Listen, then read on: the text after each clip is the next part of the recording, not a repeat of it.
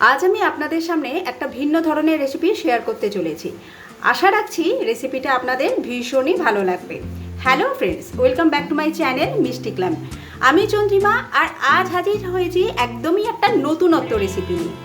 আজ আমি আপনাদের সাথে শেয়ার করব কাতলা মাছের ঘি রোস্ট। ভীষণই সুস্বাদু এই রেসিপিটা বাড়িতে কিভাবে চটজলদি বানিয়ে ফেলতে পারবেন সেটাই এই ভিডিওর মাধ্যমে আপনাদের সাথে শেয়ার করতে চলেছি। ভিডিও ভালো লাগলে লাইক, শেয়ার আর কমেন্ট করতে ভুলবেন না।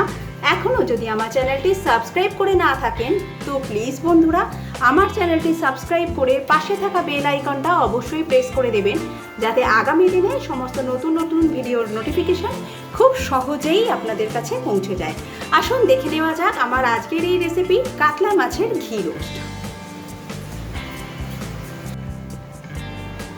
কাতলা মাছের ঘি রোস্ট বানাবার জন্য এখানে আমি 6 পিস কাতলা মাছ নিয়েছি। কাতলা মাছের পরিবর্তে আপনারা রুই মাছ দিয়েও এই রেসিপিটা তৈরি করতে পারবেন। প্রথমে মাছটা ম্যারিনেট করে নেব, তার জন্য দিয়ে দিচ্ছি পরিমাণ মতো নুন,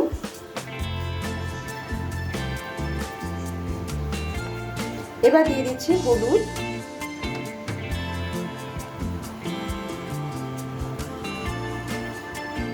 এখানে একটা পাতিলেবুর 4 ভাগের 1 ভাগ নিয়েছি, এটাকে আমি দিয়ে দিলাম।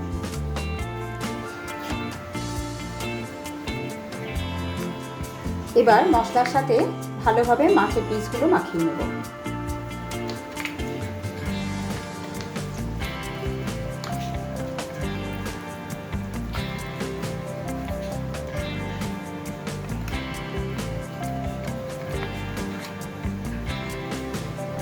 এইভাবে মাছগুলোকে আমি 10 মিনিট রেখে দিচ্ছি। এই রেসিপিটার জন্য একটা মশলা তৈরি করে নিতে হবে আমাদের। তার জন্য কড়ার মধ্যে দিয়ে দিচ্ছি 4টে গোটা শুকনো লঙ্কা, একটা দারচিনি স্টিক, দিয়ে দিচ্ছি 2টো ছোট এলাচ, দিয়ে দেবো 2 টিস্পুন গোটা ধনে, হাফ টিস্পুন মৌরি দিলাম, এবার দিচ্ছি 1/4 টিস্পুন এটা আছে মেথি, গোটা মেথি, দিয়ে দিচ্ছি হাফ টিস্পুন গোলমরিচ, এবার অ্যাড করে দিচ্ছি 1 টিস্পুন গোটা জিরে। এবার লো টু মিডিয়াম ফ্লেমে এগুলোকে সামান্য একটুখানি ফ্রাই করে নেব। খুব বেশি কিন্তু এগুলোকে একদমই ভাজবো না, জাস্ট হালকা করে একটু ভেজে নেব।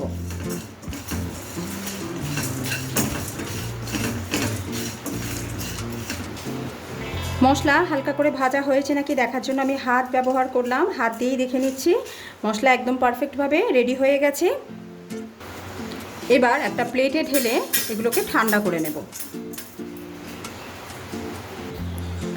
এবার একটা মিক্সিং জারের মধ্যে আমি ড্রাই রোস্ট করা মশলাগুলো নিয়ে নিলাম।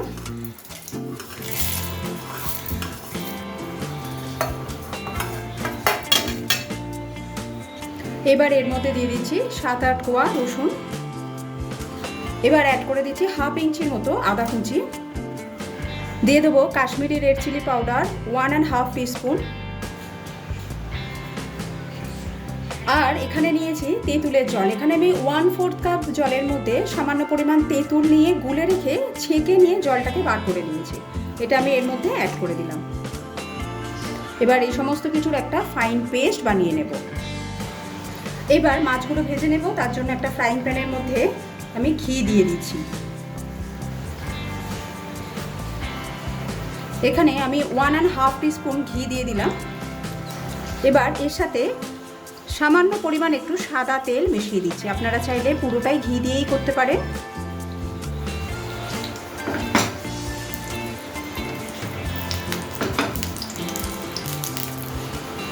ঘি ভালোভাবে গরম হয়ে গেলে এর মধ্যে একে একে আমি মাছের টুকরোগুলো দিয়ে দিচ্ছি।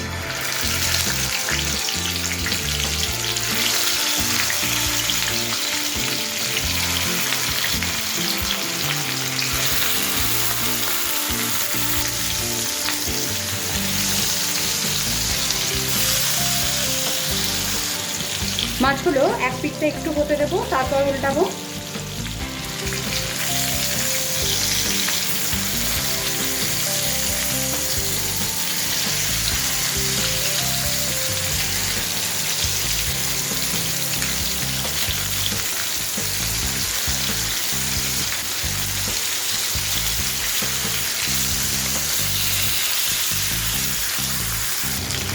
মাছ ভেজে নেওয়া হয়ে গেছে।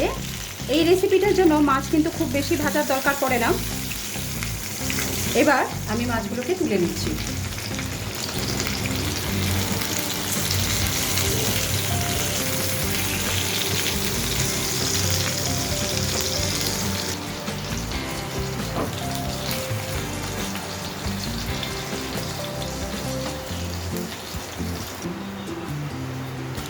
মাছগুলো তুলে নেবার পর যে ঘি আর তেলের মিশ্রণটা আছে, এতেই আমাদের রান্নাটা হয়ে যাবে, বাকি রান্নাটা। এবার এর মধ্যে আমি অ্যাড করে দিচ্ছি কুড়িয়ে রাখা নারকেল 2 টেবিল স্পুন।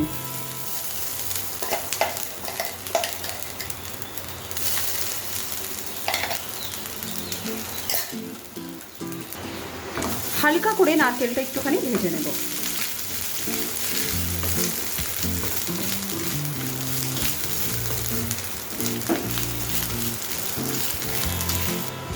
নারকেল হালকা করে ভেজে নেওয়া হয়ে গেলে মশলার পেস্টটা আমি অ্যাড করে দিচ্ছি।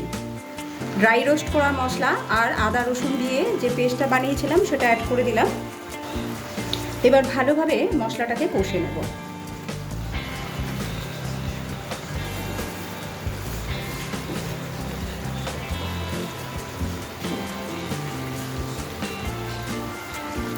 মশলা ভালোভাবে কষে নেওয়া হয়ে গেলে গ্যাসের ফ্লেমটা একদম কম করে দিয়ে অথবা আপনারা চাইলে অফ করে দিতেও পারেন। এর মধ্যে আমি অ্যাড করে দিচ্ছি 2 টেবিল স্পুন ফ্যাটানো টক দই।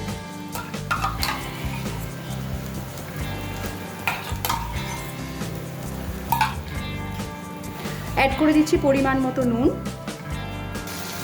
এবার টক দইয়ের টক ভাবটাকে ব্যালেন্স করার জন্য অ্যাড করে দিচ্ছি হাফ টিস্পুন চিনি। এবার ভালোভাবে মিশিয়ে নেব।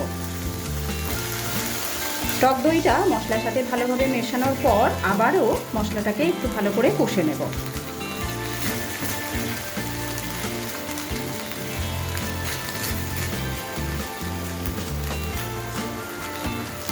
মশলা খুব ভালোভাবে কষানো হয়ে গেছে আর মশলা থেকে তেল ছাড়তেও শুরু করেছে। এই সময় এর মধ্যে আমি বেশ কিছু ফ্রেশ কারি পাতা অ্যাড করে দিচ্ছি। একবার মিশিয়ে নেব।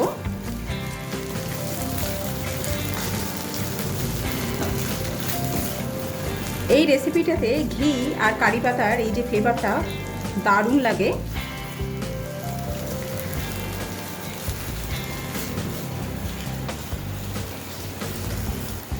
সমস্ত কিছু ভালোভাবে মেশানো হয়ে গেলে এর মধ্যে সামান্য পরিমাণ একটু জল অ্যাড করে দেবো, প্রায় 1/4 কাপের মতো।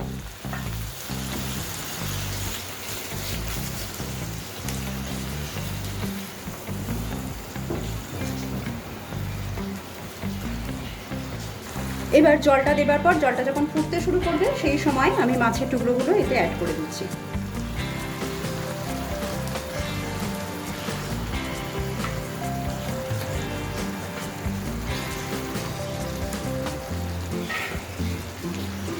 উপর থেকে কিছু চেরা কাঁচা লঙ্কা অ্যাড করে দিচ্ছি।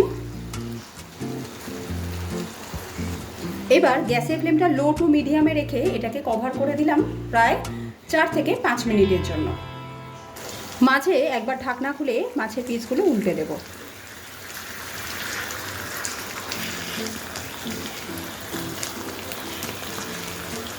এই রেসিপিটা কিন্তু একটু শুকনো শুকনো হলেই খেতে বেশি ভালো লাগে।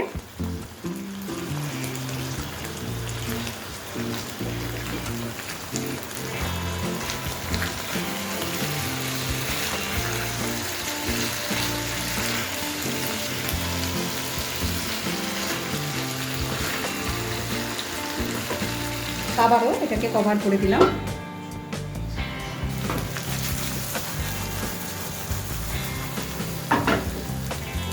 টোটাল 5 মিনিট সময় আমি এটাকে কভার করে রান্না করে নিয়েছি।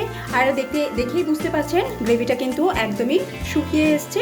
এবার আমি গ্যাসের ফ্লেমটাকে অফ করে দিয়ে এটাকে কিছুক্ষণ চাপা দিয়ে স্ট্যান্ডিং টাইমে রাখবো, তারপর এটাকে পরিবেশন করব। তৈরি হয়ে গেছে আমার আজকের রেসিপি কাতলা মাছের ঘি রোস্ট।